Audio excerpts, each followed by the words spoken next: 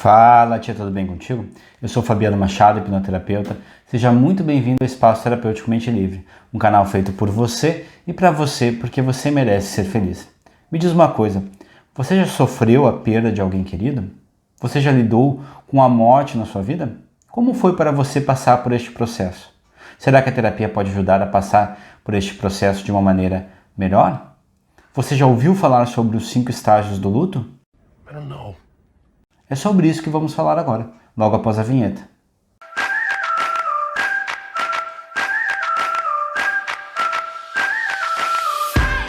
Vamos falar então sobre os 5 estágios do luto. Mas antes, eu quero que você passe por 3 estágios. Primeiro, se inscreve no canal. Segundo, dá um joinha neste vídeo. E terceiro, ativa o sininho. Ao passar por estes 3 estágios, você vai estar pronto para assistir a este vídeo e ao mesmo tempo você vai estar me incentivando a trazer cada vez mais conteúdos interessantes como deste vídeo para você.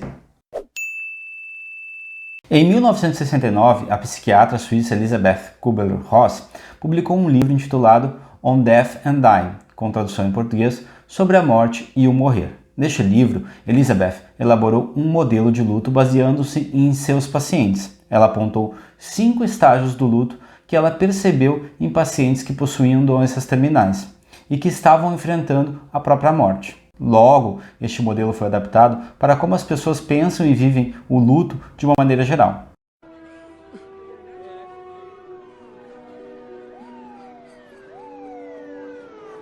Os 5 estágios do luto, de acordo com Elisabeth, são: primeiro, a negação; segundo, a raiva; terceiro, a barganha; quarto, a depressão e quinto, a aceitação.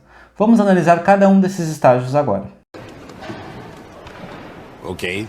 O primeiro estágio, a negação, é quando a pessoa nega que aquilo está acontecendo, seja o diagnóstico diante de uma doença terminal, seja a própria morte em si. Mesmo tendo certeza de que uma certa pessoa morreu, é difícil acreditar que esta pessoa, principalmente em se tratando de uma pessoa importante para nós, é difícil acreditar que esta pessoa não vai mais voltar.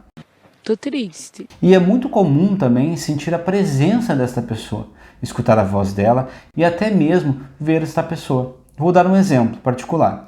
Eu tinha um poodle chamado Bob que morreu com 16 anos de vida. Quando meus filhos nasceram, ele já fazia parte da família. Logo após a sua morte, decidimos viajar para o nosso sítio para enterrá-lo lá. No carro, minha filha teve a impressão de que tinha ouvido ele choramingar. Ele estava velhinho, ele reclamava bastante. Mas, infelizmente, foi somente uma alucinação. Eu vou fazer um vídeo para o canal falando sobre a alucinação, sobre a ilusão e sobre o delírio. A alucinação é algo comum no estágio da negação.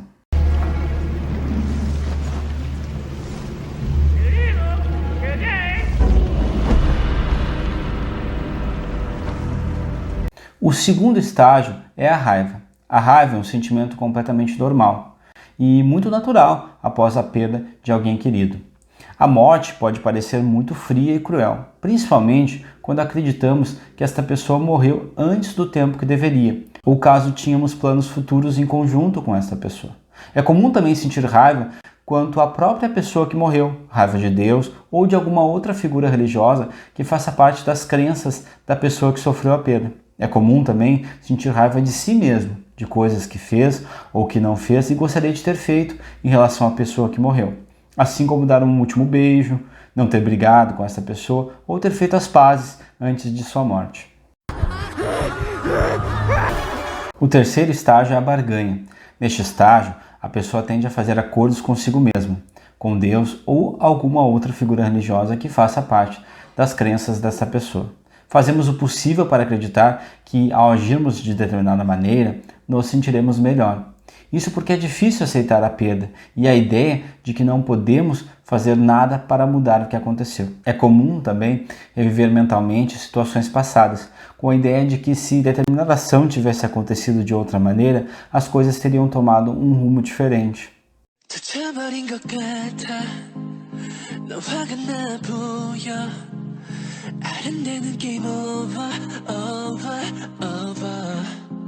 O quarto estágio é a depressão.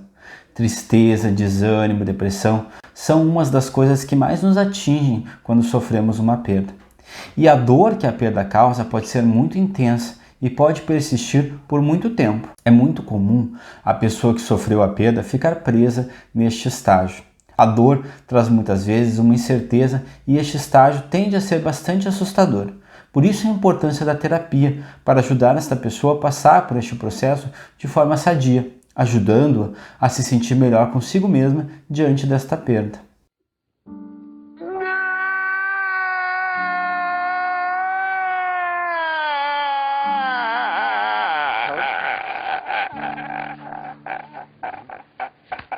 O quinto e último estágio é a aceitação, que é quando a pessoa consegue compreender o que aconteceu e não se sente mais tão mal em relação à perda. A dor gradualmente diminui e é possível aceitar o que aconteceu. Talvez nunca seja possível superar a perda de alguém querido e amado por nós, mas é possível aprender a viver novamente, mantendo as lembranças e os momentos positivos que tivemos com esta pessoa em nossas memórias. De acordo com a psiquiatra Elizabeth Kubler-Ross, os estágios do luto não são lineares. É possível experienciar esses estágios em diferentes momentos, de forma que eles não acontecem necessariamente um após o outro. E é possível também não necessariamente experienciar todos os estágios. Perdas diferentes levam a sentimentos diferentes. Convém também ressaltar que os estágios do luto não acontecem apenas com a perda da vida, com a morte. Acontecem também com a perda de algo físico ou não físico, que não esteja diretamente relacionado à morte, como por exemplo a perda de algo móvel, assim como um carro que é roubado, ou algo imóvel, assim como uma residência. Ou uma relação amorosa, um estabelecimento que deixa de funcionar, um simples objeto que tem valor para a pessoa, assim como um óculos, por exemplo.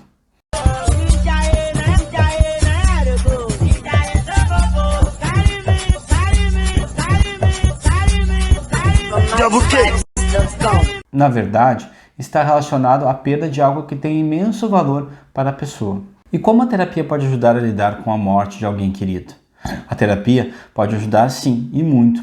Por exemplo, a terapia vai ajudar a compreender que o que acontece e não há como mudar isso, mas há sim como mudar a maneira como nós nos sentimos em relação ao que aconteceu.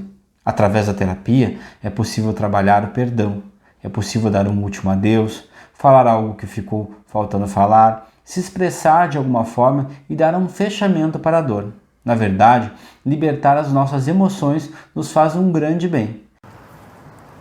É importante falar sobre a perda, é importante chorar. A terapia ajuda não somente em relação ao luto, mas em todos os aspectos de nossas vidas. É difícil passar pelo processo da perda sozinho.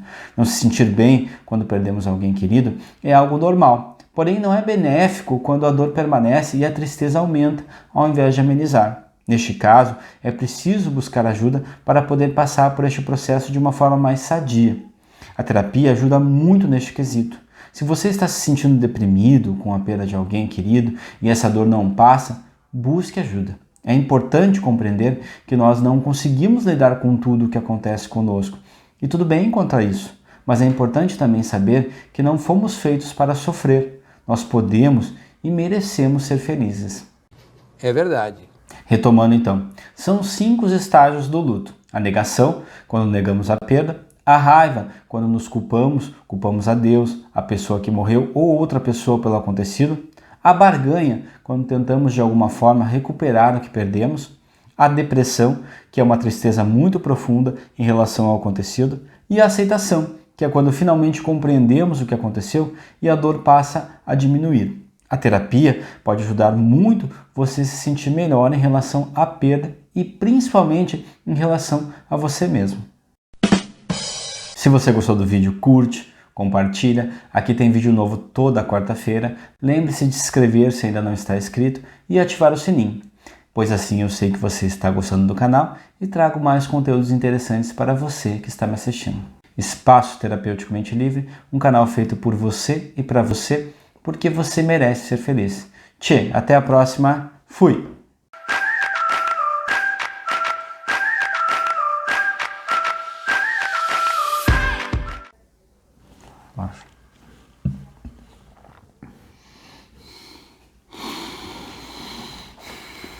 Quando tá escuro e ninguém te ouve, quando chega a noite e você pode chorar, há uma luz no túnel dos desesperados, há um cais de porto pra quem precisa chegar. Eu tô na lanterna dos afogados, eu tô te esperando, vê se não vai demorar.